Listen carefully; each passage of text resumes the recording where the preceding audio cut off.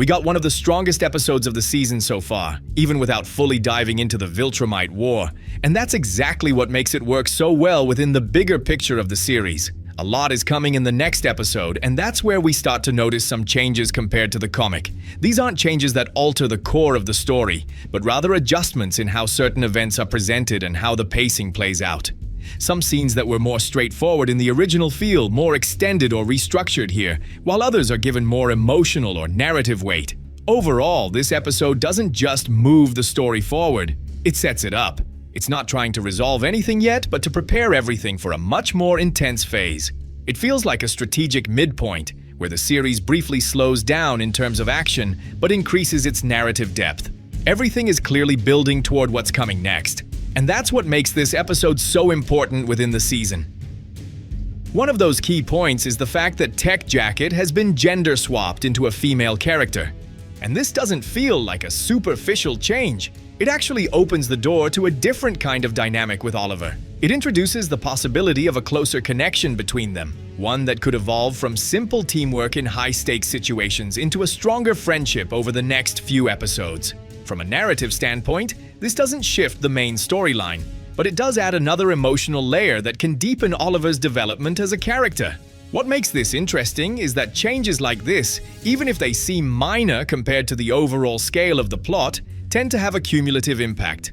Oliver is still in a formative stage, both morally and emotionally, so any meaningful relationship he builds at this point can shape how he sees things moving forward. In that sense, Tech Jacket stops being just a functional addition to the conflict and becomes a potential emotional anchor in his growth. On the other hand, the fact that the ship's captain has been replaced by the sub-commander introduces an important shift in the chain of command within the interstellar setting. This kind of change doesn't just affect the immediate hierarchy.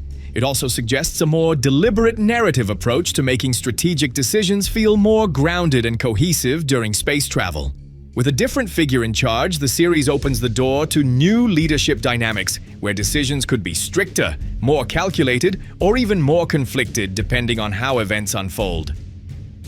This would take us directly into issues 73 and 74 of the original comic, where the story enters a more contained but emotionally heavier phase, focused on the immediate aftermath of the battle and the physical and psychological recovery of the characters.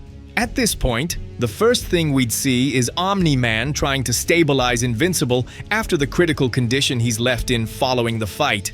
This isn't just a rescue moment, it's raw and urgent. Nolan uses his own cape as an improvised support to hold together the damage in Mark's abdomen, trying to keep him alive long enough for his Viltrumite biology to do the rest.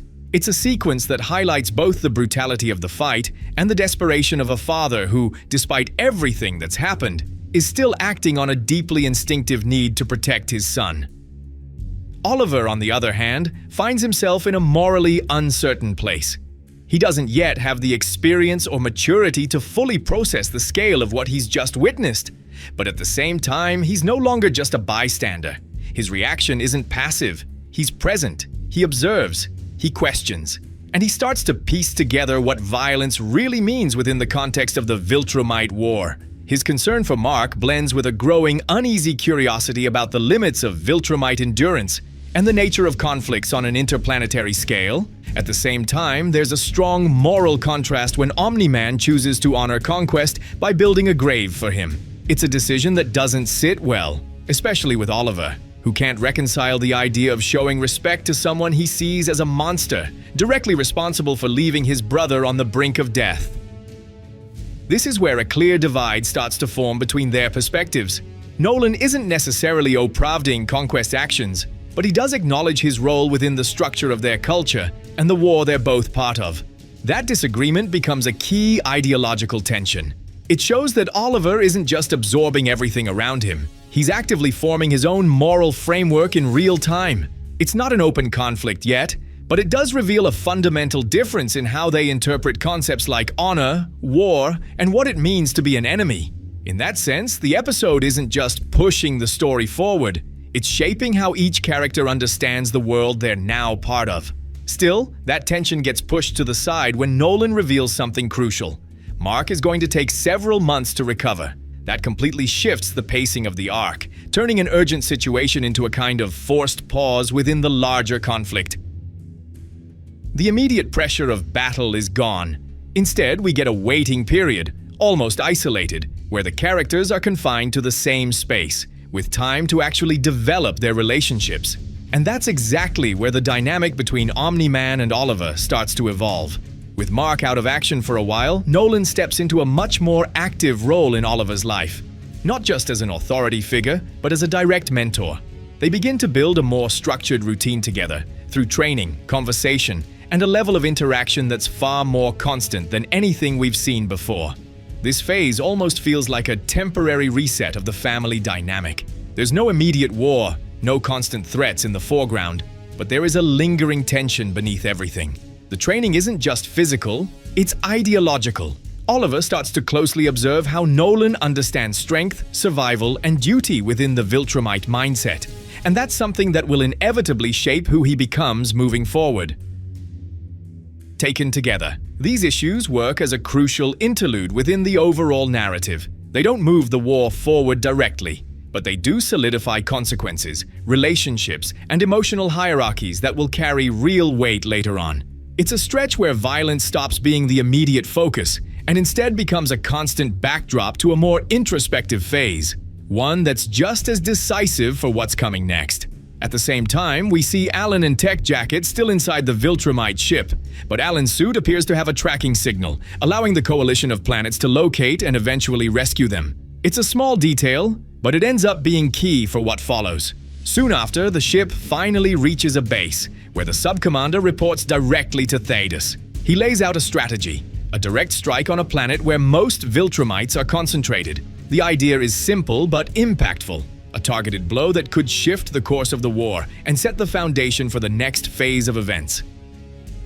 From there, the episode would likely keep moving forward, and after all the chaos, we'd see something important out in space. Battle Beast being recovered after drifting frozen in the void. An alien ship comes across him, checks his condition, and realizes he still has a pulse, opening the door for his return down the line. On top of that, when the coalition of planets moves in to rescue Alan and Tech Jacket, the one leading the mission is none other than Space Racer, commanding a small squad to carry out the operation. The rescue itself plays out clean and efficient, successfully extracting both of them from the Viltrumite ship without major complications. Moments like these reinforce the idea that, beyond the main storyline, multiple fronts are advancing at the same time. They also give characters like Space Racer a more visible role, contributing to the larger conflict while setting up what's ahead in the Viltrumite War. Time passes and we see Nolan and Oliver grow closer after spending nearly 4 months on that planet. In fact, the only way they've managed to survive is by feeding on some pretty grotesque creatures. But eventually, they get used to the taste. One of their most important conversations happens when Oliver asks Nolan if he truly loves Debbie. Nolan tells him yes, that his time on Earth changed him permanently. He explains that Viltrumites live for tens of thousands of years, which makes forming emotional bonds difficult, since most species don't live nearly as long. But after spending decades on Earth, he realized it doesn't have to be that way, that he can allow himself to open up emotionally. And without hesitation, he makes it clear, he loves Debbie.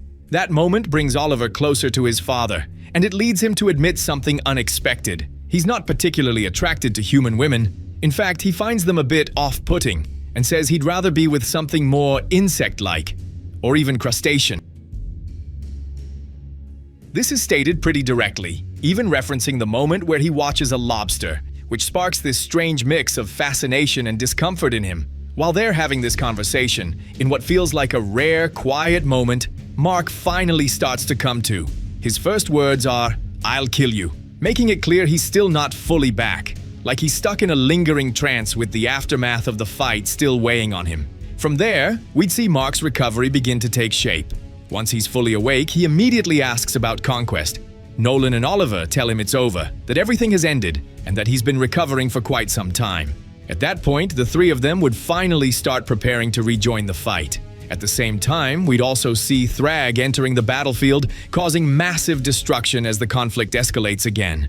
But it wouldn't last long. The fact that Battle Beast had already slaughtered several of his soldiers would force him to reconsider his approach. Because of that, they would temporarily pull back, leaving their subordinates to continue the fight, most likely setting up the closing moment of the episode.